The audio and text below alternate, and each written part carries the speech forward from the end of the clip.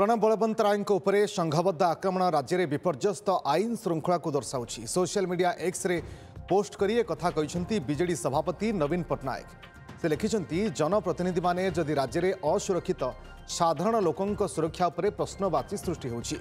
असामाजिक व्यक्ति तथा कार्यकलाप को रोकबारे राज्य सरकार निष्क्रियता तथा एकपाखिया मनोभाव एपरी घटना को आहरी प्रोत्साहित करुछि। सरकार राजनीतिक हिंसा को प्रोत्साहित न करी तुरंत कठोर कार्यानुष्ठान नियंतु बोली कहते नवीन।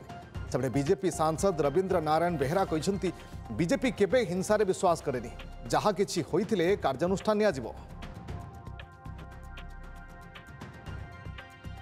श्रीजुक्त बलवंतराय को जीवन रे मारी दबा पई समस्त प्रस्तुति होउथला। मने होउछि जे लॉ एंड ऑर्डर संपूर्ण विपर्यस्त। जनप्रतिनिधि माने तो सुरक्षित नुह, साधारण लोक को भली भाव रे सुरक्षा पाउथिबे। जाजपुर जिले में धर्मशाला विधायक जो पूर्वतन विधायक जो अटैक होती से भारतीय जनता पार्टी कौन रोल ना सी अंतर्द्वंद भितर होता पारे जहाँ खबर पाई।